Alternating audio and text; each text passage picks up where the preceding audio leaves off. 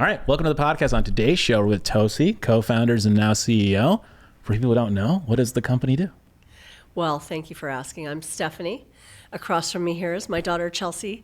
So we started Tosi 13 years ago in the house, buying organic ingredients at a local Sprouts market, and would put together just really crunchy, delicious snacks. Chelsea and her older sister, Lindsay, are both gluten sensitive. Okay. And I, at the time, to start Tosi, a little backstory here. So my husband was introduced to a brilliant physician. He was trained, Western medicine trained, but really understood how important food is and just the Eastern philosophy. So he started teaching our family about better health. In the late 90s, we actually went to the expo when it was very, very crunchy people, Chelsea calls them. Wow, yeah. And just so not great tasting products, but we went to Expo then and we started learning about reading labels, understanding how important food is to our body. Wow. My husband at the time for breakfast would have a 32-ounce Pepsi and a Snickers candy bar.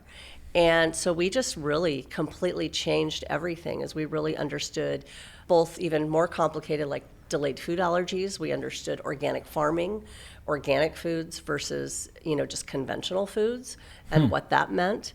And just really got my husband and I on this path. And then our kids, 3 kids. Chelsea has older sister Lindsay, older brother Trevor, and they're all part of the Tosi story. Yeah. And we just really wanted to, build something that was better. So backing up to that part, my husband went all in with this brilliant physician that taught us so much about it. Unfortunately, all in was everything to the Holtz family. And then the downturn of 08-09 hit, and we lost everything. The home we raised our family in, just really everything. We owed a lot of money to a lot of people.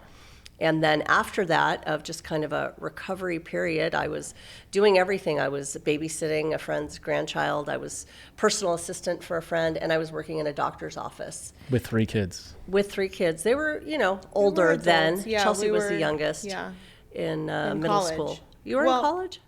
But yeah, by the time we got to this point in the story, I was in college. It's hard to remember. Can I ask you, what what did you learn in losing everything? In losing everything? Yeah, because at some point at the beginning of it, you're like, okay, we're in over our head. This is brutal. And then there's an embarrassment component to it. Absolutely. That's probably the worst part in theory, before you're entering embarrassment. It is. And then when you're but through that's not the worst part of it. No. So what did you, if you could just tell us, what did you learn going through that? You know what I learned?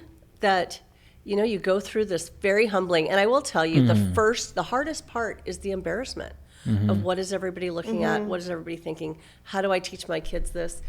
And then you learn that nobody took my life, nobody took my kids, nobody took my marriage. We're still breathing, we're living. We never went a day without food, a day without shelter.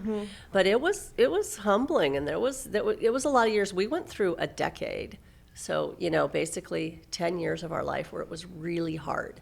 Wow. My husband, because he was the one leading us and doing this, much harder, I think, and maybe, I don't want to bring sexism to this, but I think harder for a man. Sure. With the ego and with pride. He's supposed to be the provider in some way. And wasn't able to do that and protect us. We got it. Wow. We understood. So there is a lot to learn in that. I actually started a journal, because I would journal, just to get through it all and have, it's like, 2 books worth of notes. And I just thought, I want to write a book about this so my kids don't forget how, we're a faith-based family and how God provided. Yeah. Like there would be times we think, how are we even going to do this? And there would be groceries on our doorstep. I can't even tell you how many times. The invisible bridges. Yeah. The kids' summer camps were paid for, or, they need a uniform to be in sports. And it was paid for by somebody. I remember there was a point, and my son was playing high school baseball. And they, there's fees. Like, I don't know, Right. you have a glove, you have a bat, there's a ball. How much could it cost? Well, it costs money. Yeah. And so he had to take his fee. I had it in a baggie. It was like dollars, and it was change, and it was all of this. And I remember how humbling that was for me to have to give that to him. And then this high school kid to have to go and turn it into the coach in front of, probably trying to do it on the down low. Yeah. But in front of his teammates, and everybody saw it. And funny story. So fast forward, my son was in ministry for a number of years, and he said, they have an account. He was a high school pastor for a number of years, and he said he took his high school kids to Costco, I think, or something. And they had the credit card from church to buy the products for whatever it was, a night event or something. And he goes, and the credit card didn't go through because whatever it was tapped. And he goes, and these kids were just humiliated. Like, this is the worst thing that's ever happened to me. And he said it was just interesting to see. Like, we had gone through so much more devastating things, than that. Yeah. But we built some great humans, great kids, and great character. So, but what you learn the most is it's not going to kill us, and we can get through this. We can find a way back. Well, thank you for sharing that. That's brutal. And in some way, it strengthened your faith. Absolutely. Oh, and our totally. family together, too. Definitely strength, because all we had was each other. What did you learn? What was your takeaway through the process? I was pretty young when it kind of all started, and so mine was just like, oh, no, people love us. People will help us. People, if we need something, my parents had friends, or I had, friends that I could call that would show up, that would provide, that would, and it's all the invisible bridges, it's all God, but it was like, no, people love us. You saw the good nature and humanity. Yes, yeah. And that was there. And that's what it shows you, because, during bad times, you see the worst in people, or you see the best in people. And we always saw the best in people. And I feel like as a kid, learning that, it's embarrassing when, my cell phone doesn't work, or I can't go to that thing with my friends because we don't have the money for it or whatever. But the things that mattered always happened. The things that mattered, it was always provided. It was always, people showing up. It's like Tony Robbins. That's like his story, where he basically someone delivered food to his doorstep, and his father didn't want to take it because it was, to your point, like embarrassing. But he did, and it taught him people cared. And if one person will care about him, he wanted to let the world know that he would care about the world. And that transformed his life. Yeah, it's a great story. It's kind of the transition for him. And then he basically became a speaker, signed up for a series, didn't have the money, but same thing, like just things kept showing up for him. That's wild. So that's where I was leading to. Yeah. And when I had all these jobs, one was for a physician, and she became a really good friend of mine. I was working for her, and I met her through a friend of ours that was an attorney. He introduced me to her, and so we were working together. And I remember being in her back office one day. I was working, and our mutual friend, who was a patient of the doctor's, my friend Scott, walked in, and he was in the back office. He was seeing her for something, and he said, Stephanie, I just keep thinking, so much in the nutrition side of this and everything you and Mark did. He goes, why don't you do something again? I was like, oh my gosh, no, we just lost everything. And no, I'm just like, I just am trying to work to keep the electricity on and our cell phones working. And we were renting a house at a time, and I was evicted from that house 3 times. And he said, I think you could do something really small. And the doctor behind me says, I'll put up the money. And I was like, you would? Really? She goes, yeah, absolutely. I'll write you a check. I'll put up the money. So she was my first angel investor. Oh, my God. And she understood what we were doing. And we were really ahead of our time with such a clean product. You've tried it. Yeah. What year is this? Is this 2012? This was 2012. Yep. Okay. 2012. Okay. Yeah. And okay, so oh my God. Yeah. What a story. Okay, so then what happens? What's the first step? So now you have this angel, but I'm sure a part of you is also thinking, why am I doing this? Oh, there were. I went to my husband first. Why am I accepting someone else's funds? After we had just done what we did. Right. And Scott what was that like, conversation Stephanie, like? You can do it. Well, I went to my husband, and he was a little bit like, sure, honey, go right ahead. Okay. And he would say that to you today. He's my number one cheerleader today, both of ours. Yeah. Okay. Our number one cheerleader. I but love at that. the time, he was in a hard place, and he was like, sure, go right ahead. And I was like, okay, but I'm scared because I have always said, I'm not really an entrepreneur. I'm like bird in the hand. And I'm, a penny pincher and, counter a lot because of where I've been through. And I went to all 3 kids, and I'm like, okay, you guys, what if I did this thing with, a friend, Dr. Bahar, she wants to put up the money. What if I did this? And all 3 of them, through all of the, PTSD we'd just been through, they were all like, yes, we think you should. We were like, that makes sense. Yeah. Oh, totally. All 3 of them. We'll help you. We'll do whatever we can. Yep. And I love this. Yeah. we did. The infinite scale And mentality. they did. Just Well, it was out of pure my support. My office was in my bedroom. I had a desk in there. We had a garage. We had a laundry room and a living room. My in-laws and my friends would come over and help me. So years ago, we'll have to find a picture for you guys, but we started the product. It was clear plastic for the bars, and it had like a sleeve around the outside that was there to protect it. But it became something pretty cool. We were found from some, cool people. It was a unique packaging and product. But I was, didn't have the money to pay for scoring and gluing. Sure. So we'd have to score the sleeves ourselves, and then double tape them ourselves. Yeah. And my Double-sided in-laws would tape come or over. Glue sticks. We found every adhesive solution that would work. Yeah, and we'd send them to people. Here, keep these, throw these around, see how they hold up. Yeah. And so we'd transform my living room to be, And what was the first product? The first product was just the larger meal size bars that are here, and just the almond and the cashew. Okay. Plain almond and plain cashew.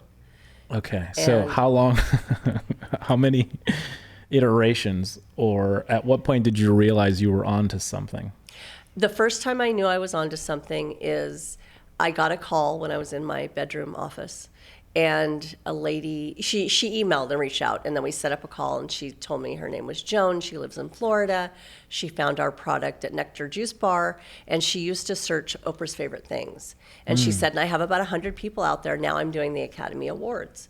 And so she said, I'm always looking for healthy products for the Academy Awards because they have makeup on, they can't eat an apple, and everything in there is junk. And she said, I love your product. And so I'm Googling her going, sure she is it? But she really was. She really, This is such a wild story. And my husband and I actually got to go, not to the awards because it's a super small theater where they do the Academy Awards, but we got to go before when it was all set up. Yeah. We got to, see all the statues, get our picture there. We got badges that say the Academy Awards. And so we were there. And it was really cool. We were there right before COVID. So every year we'd have to send samples to the producers. The producers would have their meeting. They'd have to approve the products that were there. We got approved every year, and we were there. And we never had to pay a dime for that, just the free products. That's amazing. Yeah. Okay, so at that point, where do you take the company then? So you're in the right circles to some extent. Well, you're getting noticed. we were very limited on money because of where we'd been through Totally. and where we were going. And then it was a fun story. Chelsea was doing a demo at the Newport Beach Pavilions. She was demoing our two products that we had at the time. Okay. And that's how we met our first investor, Philippe Chabatarev from Cambridge Companies, SPG, was our first investor in 2018. So he found her, and it's a really cool story because he found her, and he's like, wow, this product, and he's very into health and loves cashews. And so he ate it, and he's like, wow, this is interesting.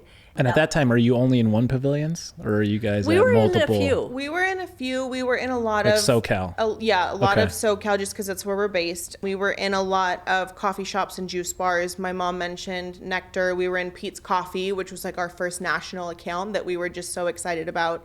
But we did all of our demos. We did all of our, I told you about the Instagram, like we did, we did everything. And so I'm in a pavilions and I see this guy walk by. He had really flashy shoes on. And I remembered they were just like Gucci loafers or something. And he like walked by and then he doubled back and he was like, oh, cashews. He's like, I love cashews. So I gave him some samples. I was talking about the product and he bought some. And then like just, on his way, whatever, an interaction at a demo.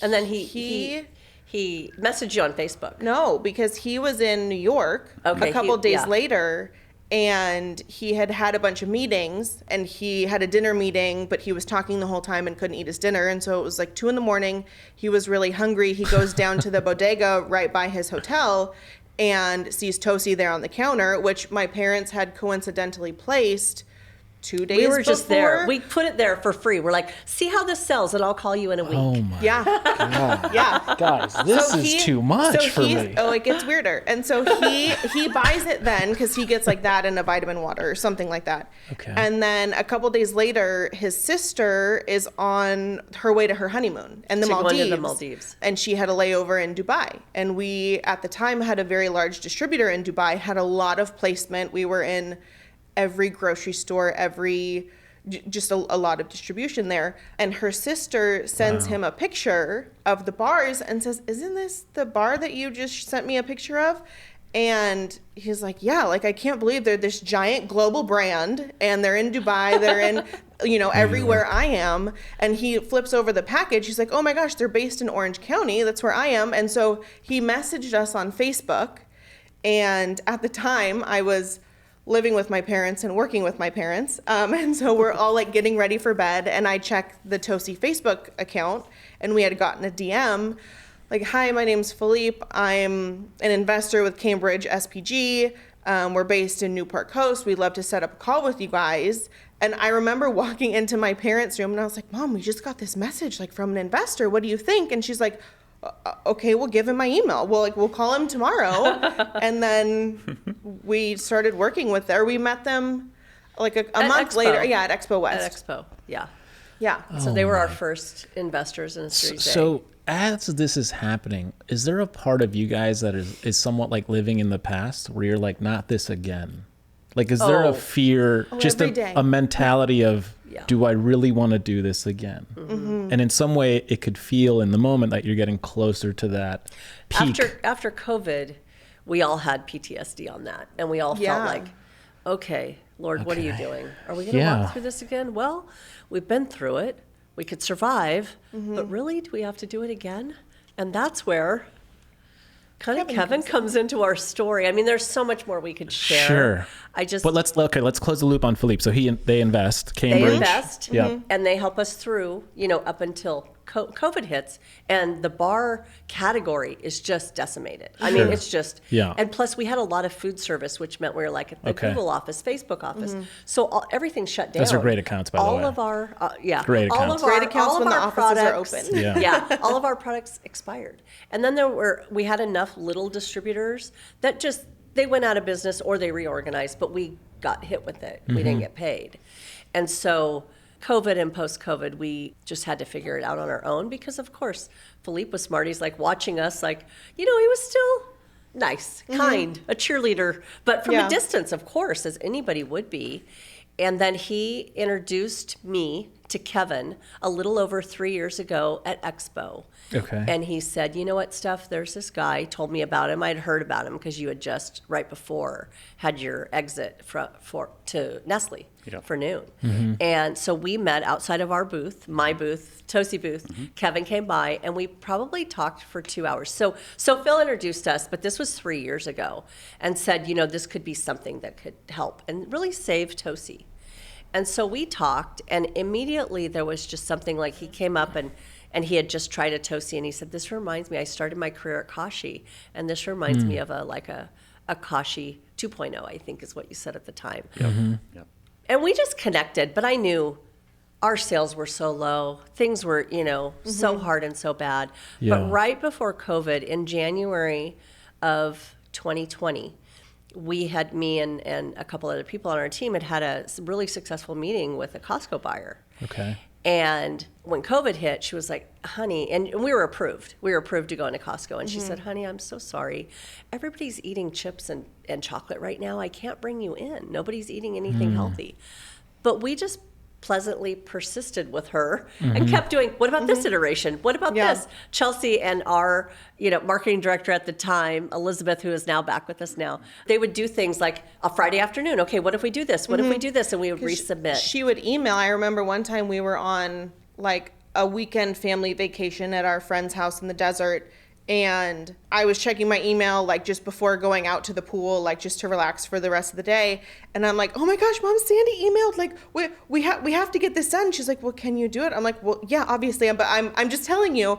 And we got it together really quickly. And then I think it was shortly after that when I think consumer habits started to change back from the chips and chocolate that we were able to get in. Yeah, we got our first rotation. She introduced us to other regions. Okay. And we got multiple rotations at the same time. And even before we were able to demo, we had some successful turns with Costco. In 2023, we just borrowed money from friends and family to keep it afloat and keep going, or I'd get a Costco PO and we'd go back and forth. And sure. So 2023, we grew considerably, like almost 298% something. We huge. grew because of Costco. Yeah. And so we love That makes Costco. sense. They're Yeah. wonderful. I've cried so They've- many happy tears in a Costco, like seeing it. We've done 30 plus road shows where Yeah. you're there from Thursday when they open to Sunday when they close, just, sampling and selling and talking to customers. And people are like, oh my gosh, this is you guys on the box? And we're like, yeah, it's us.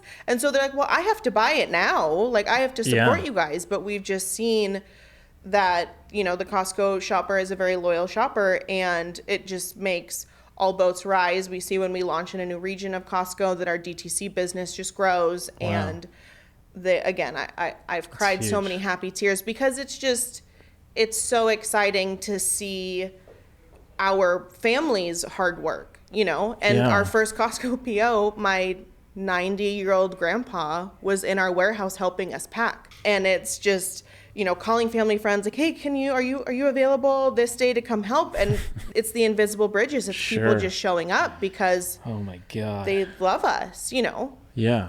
And Kevin, what did you see when you were looking at the company objectively? Yeah. You had done it before. What were you looking at? What did you like? What didn't you like? That packaging, Chelsea. I That's an inside joke Yeah, for the this new audience. So for people bad. listening, this new packaging is incredible. And for people watching, you can see it. It's a little bit of an inside joke because we did change the packaging for everyone, and I'm jumping toward where we are today, but I'll just say that one comment because it's an inside joke where we're like, we didn't know it was that bad before. Yeah. Agreed. And it wasn't bad. It wasn't. It It's wasn't just, bad. It's just really wonderful what the team has done here.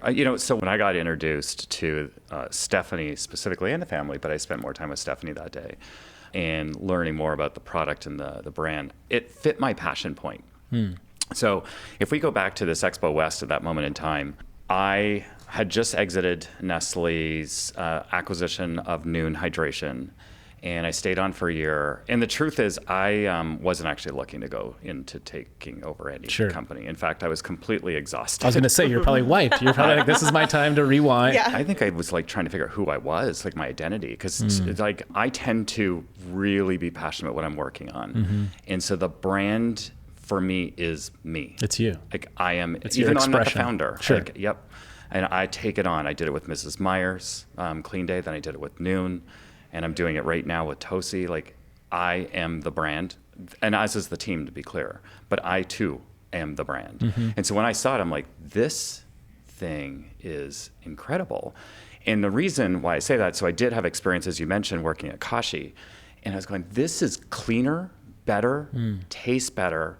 It's uncompromised in its approach. I'm going, this has so much potential. Then I learned more about what was happening on the growth behind it. Still small, but incredible. And to work in Costco is not easy. One, to get Sure. into Costco is not easy. Right. To then keep working year after year and growing in Costco, that's not normal either. That's right.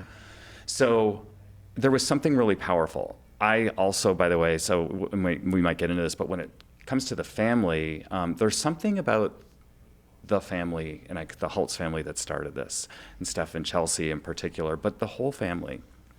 There's something so warm and kind, and I'm such a believer in humans.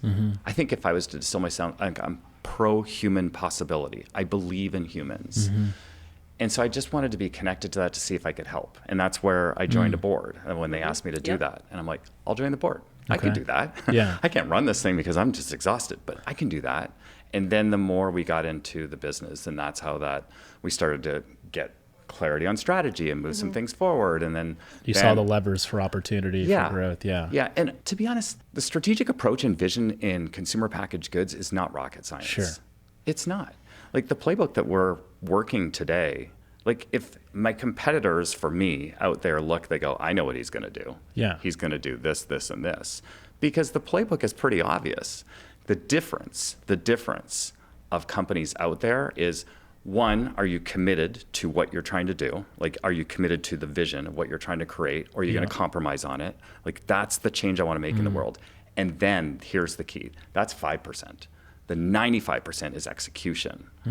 And so when you think about what you heard for execution over what this family has been through to get to the stage as they're telling the story, it's Yeah. quite remarkable. By the way, I'm amazed every time I hear it as I'm hearing Steph talk it through and Chelsea, I'm like, I still can't believe that I can't what believe it you either. went through. Like this is amazing. It speaks to resilience, adaptability, belief, teamwork. Like, you have all the intangibles. Yeah. I didn't know that to that depth back then. That's the beauty of where we are today, is the intangibles are there. So the backstory is super interesting, and I love when Steph in particular tells it. Please tell that story more, because people need to see it. As Steph said, I tell the story because I want people to have hope in what's possible even when the chips are down. That's Steph's perspective. She's like, I want to share that for that reason. I'm like, I just love to hear this because this is really inspirational. Thank you. And it just shows just the human qualities and what possibility is. Yeah. So that's what I saw is really, honestly, this product that had unlimited potential. Yeah, the story's incredible, and thank you for sharing that. There's a part of me that, like, when I do this podcast, people ask me why I do it, and I say, there's nothing like being in a room with people who have achieved or are trying to achieve or have been in places that you can only imagine. And there's like a therapeutic element to this, because there's perspective in it. And I think anyone who's ever trying to achieve something great is going to feel every emotion. And it's just amazing to share that, like, right now with us. It's really, really amazing. Yeah. All right. So you become CEO 3 years ago? No. 4 years ago? No, board was 3. Board 3. CEO a little less than a year now. Yeah. Okay. Yep. Okay. But Kevin does. Our whole family, when we were going through the process, we decided, okay, I'm going to ask Kevin today. Oh, wow. Will you lean in? Will you take my hat, please? Will you lean in? And then Did you see it coming? Back to Phil. No, I don't think Not so. really. He was on the board, but he was, every time he'd come down, all of us would go, we're so much better with Kevin here. We're so much better after just a Zoom or just a phone call. He makes us better. He elevates us. And I said, I asked him, the family all knew, we're like pray that he says yes. And I asked him on a day, it was a year ago, maybe a month ago or so. Oh, okay. And I called him and he goes, it's interesting you asked today. Because you were doing a lot of consulting for a lot of people. Yep. And I knew, he was sought out by much bigger companies than us with, much bigger bank accounts. Sure. But Philippe had told me, if you like Kevin, if you guys can get him, I know I could raise.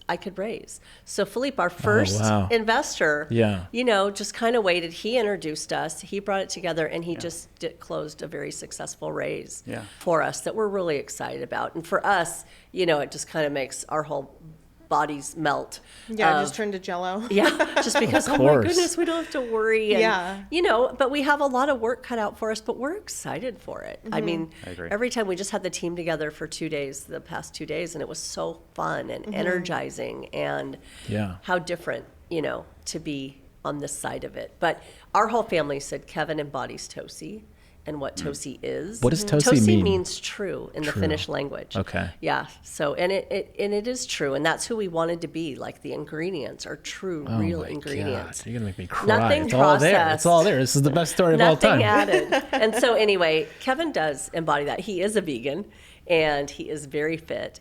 And everything who we are, I know the first time we talked about culture, because company culture is so important to him. And I remember him talking about it and what he's done at his past roles and how important that is, the team. And I just thought, that's what I've tried to do on a nickel, and tried to do that because of kind of just being the mom. And, your family's there, and then bringing these people in and making them feel like family, and everybody, to all of our, everybody who's working on the team, no matter what job it is, they're part of our family and part of our team. And we all played pickleball yesterday all together. Oh, fun. Yeah, Kevin won the tournament. So anyway, little bitterness there, but it's okay. It was only his second time to sport. play. Oh, no way. I didn't pick the sport. I did. I loved pickleball. It would have been hockey. I love Pickleball's fun. pickleball. Oh, there you go. Yeah, he's a hockey player. That's But amazing. anyway, we're just so thankful to have him. And When you look at the food space today, like obviously in 10 years since you guys have been a part of this, or 12 years, it's been crazy, right? It's like the swings of it. Everything went all natural at one time. Everything went vegan at one time. And now like protein's the rage.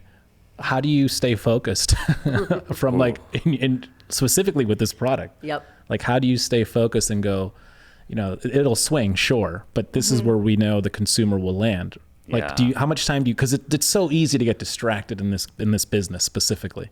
I think you're right. So if you think about the marketplace, you're right. There's a lot of different fads and different things that are happening here. And The fundamental truth about Tosi and how it was created, as Steph was, sharing the story, is it's not a fad. It's actually very timeless. And now, He is good. He is good. Isn't it good? He's good. so good. Well, I say that, but it really is. Like I'm trying to think through how to articulate this for us here, and that's where you see me pausing. So it's timeless in that I realize people shift and they move, right? They're going to go to different places. But one thing that most people on the planet, if they educate themselves on nutrition, regardless of income level, doesn't matter, they go eat more plants. Right? I'm not telling you not to eat meat. I'm not telling you not to have dairy. I'm just saying eat more plants. It's fundamental in almost any diet that has longevity that keeps going. Yeah. And so this was all developed around that. And it was actually developed around gut health. True. Before gut health was cool, air quote, for people out there. And this is what this is really starting from. So here's some science for you, a little study for you. So the Zoe Project is based out of the UK, but they did some studies in the US as well. Okay. The average American eats roughly, I believe it's 7 to 8 different plants in a week. One of which is probably French fries. Now they're really good, right? And it's a potato, so Still it a counts. vegetable. It counts. It counts. Okay. But what they found was when they did a study, they said, what if we can do a study with folks and test and understand the gut microbiome, which we can now understand like the health of that, where we couldn't do that in the past. And we said, let's give them 30 different plants. And they noticed a statistically significant improvement in gut health, which then improves energy levels, immune support, your brain health, like the list goes on. And that was just, let's get 30 different plants, by the way, was the key. So the other thing was like building an ecosystem like your body. Let's get a more resilient one through diversity of plants. So if you get 80% right? And if you get 80%, 20%, I don't know, have your wine, have your beer, like that's fine. Like you'll be just fine. Just get 80% right. The odds are now in your favor. And that's why I think this is timeless, because we're coming at it from that perspective. Now, we didn't put on the study. That just further supports our focus. I think where the challenge comes for us, quite honestly, when it comes to not getting distracted, is there are a lot of products that are doing really well out there that have super high protein claims, have different claims that are out there. And we keep kind of going back to a little Zen moment, like what truly matters, what comes back to the science, and getting closer and a connection to real food. Again, how it started, it's timeless. We're going, if we do that, how can we get closer to what the consumer is hearing of the macros of more protein, but don't deviate, don't compromise, because that's what everyone ends up doing. They compromise for manufacturing efficiencies. They start compromising because I just want to get to a higher number. The next conversation, by the way, on protein, here's my prediction. My prediction is it's not going to be just, I need more protein. By the way, that's great. I think that's wonderful. People are eating more protein, get more protein in your diet. The next question is, where's it coming from? And that's that whole war on ultra processed ingredients that are happening there. We're already like well ahead of that curve of ultra, like we're the opposite of that. Everything, you can see and pronounce every ingredient when you look at this product. It's very Kind Bar-esque, actually. The vision for Tosi actually is wherever you see a Kind Bar, you're now going to see a Tosi in the future. That's the next iteration. That's what we're looking at from a business side of things. That makes a lot of sense. So then in that, where do you guys spend, like how do you think about marketing? Like what do you focus on the marketing side? Oh, that's... Because that's the story you have to tell. 100%. And so what story do you choose? The timeless one is beautiful. I totally get that. To the educated makes a lot of sense. To the uneducated, tough. So how, I agree. I think it really comes down to a simple message, which we're working on. I wouldn't say we've nailed the story, to be honest. I think we're getting better and better at it. I think the expression of it in our packaging is there, which is all about this abundance mentality as opposed to scarcity. So it's the abundance of plants. And we think it really comes down to connection. Like connection at the end of the day is where it's all going to come to. Think about this. We live in a society where we're more connected than ever before, technology-wise, but we're completely disconnected.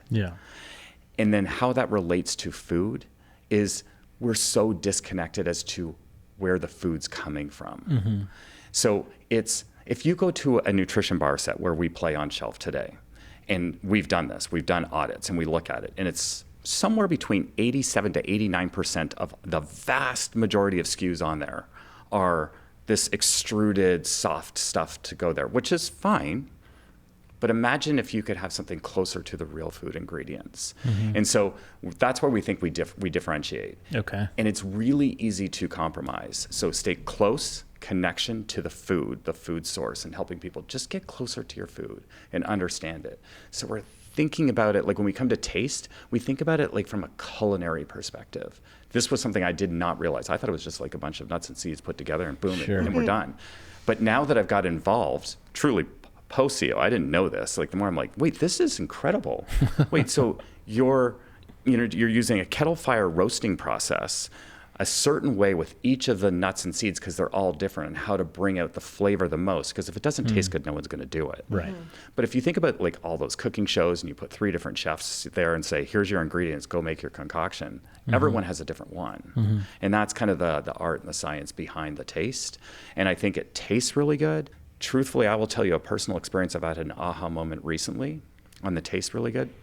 So I eat a lot of Tosi now, no surprise. Yeah. And what I found is when we do taste testing of other products out there, so we'll try it, in the conference room, like, hey, let's try this. Like, how are we doing?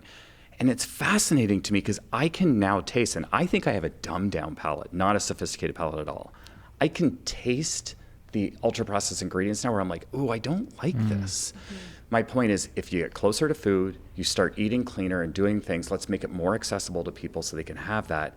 Even your taste buds are going to change.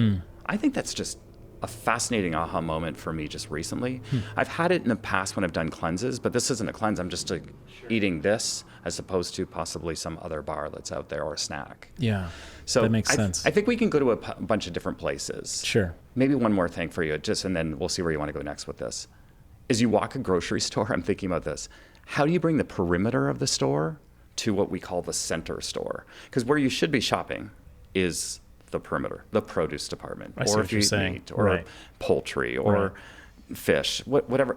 You should be shopping the perimeter of the store, and then everything on the interior center store is kind of dead. So how do we bring that alive? And that's why we're trying to also stay close to the food. So if you think about that, how do we do that? And that's part of our mission, saying, you don't actually need Tosi. You don't need it. In fact, don't eat it. You know what? Just go walk the produce department. Get more plants, nuts, seeds, vegetables, produce. The truth is, it's not easy. We're all busy. Totally. I'm sure you work crazy long hours. Yeah. I need some help. I need a shortcut to help me to go there. That leads me to the second part. The other thing that I noticed, I worked in supplements, Noon. I love Noon. It's a great electrolyte tablet. It's a wonderful product. But if we're reliant on supplements to get to our health, again, we're missing the point. Get the 80-20 right. Right. And I think this is actually the new age supplement. Food is the supplement. Food is the medicine. Food is the supplement. And so that's kind of the vision why. That's really good, Kevin. How do we do it? See why he's so good. That's really good. I'm just obsessed with it. No, but that makes a lot of sense. The food is the supplement. And right now we're just doing these things where we're trying to find the shortcut. And the consumer is great at finding it. Yeah, but it's not sustainable. Right. You find the shortcut, or you get the biohack or whatever you're promised, and then you realize, oh, I've been taking this for 6 months and I've spent a lot of money and nothing has really changed. Yeah. And so that's, why we're about the ingredients and the macronutrients and micronutrients and all of that in the food, and why our ingredients are very thoughtful. We're looking, you brought up protein a little while ago, we're looking at a high protein alternative, and it's like, well, we have to find something that's clean. We have to find something that we believe in, that we would, feel good about eating. And it's hard. And so we're trying to develop something and trying to work on it. And we're not at a loss, but like I said, we're trying. Yeah. This just came to mind. I was with 2 of my friends who run production companies and have like multiple television shows. And so this is not a political statement, but just follow me. And so Trump obviously is in office, RFK is in office. And so usually with the television shows, mainstream media, the number one ad agencies for them, or at least the revenue source, is drugs. And so now he's struggling because the drug companies don't know what to do, because basically the fear is RFK is going to ban all these things, specifically advertising. Yeah. And so when I think about what you're saying, is that means that the mass market, the people watching these shows, all of a sudden have or will be less influenced because there's less commercials that will be allowed on television. When that happens, there's an opportunity. The supplement is food is a beautiful thing to say, to kind of go into that category. Yep. almost an opportunity for a redefining of what food is, Yep. because you can't compete with dollars. And now it's almost like there's going to be an equaling of the playing field. Yep. Really interesting for the next 4 years. I didn't think about the implication of it being less top of mind and driving demand, which obviously is what advertising is about. But I didn't really connect it to prescription drugs, as you're saying. Yeah. And I think you raise a good point. There could be a even It's more interesting. dramatic shift Yeah. that could happen here. I will say this. I think it's worth also noting. I think we're all on the same page here. Is we're not anti-Western medicine. Sure. In fact, I follow this one guy, Dr. B, the poop doctor. Yeah. You had him on. We just had him on the your pod. show. Yeah. Yeah. He's so good. He's so smart. So good. And I love reading and listening to him. And he breaks it down. And I think the analogy I think he might have used when he chatted with you, which made me think of this just now, is you need crutches if you break your leg, right? But you don't want to be on crutches forever. Right. And That's exactly so, what he said. Yeah. yeah. And I think that is a really powerful statement because, again, I'm not here to say, or none of us are here to say, don't take the prescription. There's a role for those. Totally. The goal should be, how do I get myself off the crutches? Right. If you can. And my hope is in most cases we can. Yeah. And then that's where, food can be the supplement, or food is like medicine, but food is the supplement. I love it. What's on deck for this year? 2025? Oh, We're at gosh. Q2. Here we go. Yeah, we were just describing this. We're working a lot of the back end, quite frankly, to get ready to really scale. So the back half of the year, I believe, based on some good channel key retailer conversations we've had, we could have a Niagara Falls of a waterfall coming out of us, so we just have to be ready on the back end for it. So Another it's- good statement. Jeez. It's Doesn't he have so many of them? I know. I don't know about that, but that's what we're feeling Very- as a team, and I'm like, Very Canadian statement. very Canadian. The The border. the Canadian side, the horseshoe part of the waterfalls between the U.S. and Canada. For everyone out there, every Canadian wants to know they're Canadian. So yes, the declaration is out there. I am Canadian, but love to live in the U.S. and married to, and so please don't make me leave. And my wife is American, and I love her more than anything. So Kelly, you heard that, right? So I think that's what's really exciting. So I will say this is we have a lot of opportunity right now with this, our what we call our crunchy bars. There's a lot of runway that you're going to see that out there more and more at an accelerated rate. And this Puffs product is pretty new for us here. This one's actually a nut-free product. Oh, wow. So it's ancient grains, and so nut-free, so school-friendly, also airline-friendly. So we're really excited about that one, and that is getting a lot of attention. Truthfully, we didn't know. We didn't realize how much attention it was going to get behind the scenes, and so expect to see both of those appearing a lot. Yeah. And then we're also working on You Can't Sit Still. We got our innovation pipeline, and through real food movement, so we won't shift on our principles. We're dedicated to that. We've got a few innovations coming that we're really excited about. That's likely, although it could happen based on one conversation with a retailer, could happen sooner on one of them in 2025, but 2026, we've got our innovation pipeline coming. And what is this like for you to bookend the conversation now? Oh my gosh, I think the biggest thing is I feel a relief, just the cortisol levels. For the first time in a long time. For the first time in a long, long time, 20 years, I think. So, That's my it's mom. really That's exciting. hilarious. We're really pleased. We're really happy. And it feels like Kevin just joined our family, and he really is just a part of the family. And to have his vision and his leadership, he makes all of us better. Yeah. And we're just so excited for the future. It's going to be fun. I mean, I feel like we're probably working more and harder than we have in a long time, but it's with such focus and just excitement. It makes it fun. That's amazing. It's really fun. Well, look, I appreciate you sharing the story. I mean, honestly, thank you. I think people need to hear that. Thank you. Because it can be that brutal. It is that brutal, but if I can do it, anybody can do it. And there's a beautiful Promise. You can get through it. You thing. just keep going one day at a time. Yeah. Well, thank you guys. Thanks for coming on the pod. Thank you very you. much. Thank you. Thank you for tuning in. If you enjoyed this episode, share with your friends, your family, or anyone you might think might benefit from the conversation we've had today. And if you haven't already, please take a moment to leave a review on your favorite podcast platform. We'd greatly appreciate it. Your feedback helps us improve and reach more people who can benefit from our discussions. The best way to stay connected with us and get the latest updates on future episodes is through our social media channels. You can find us at Startup Storefront. We'll be back next Tuesday with another great episode. See you then.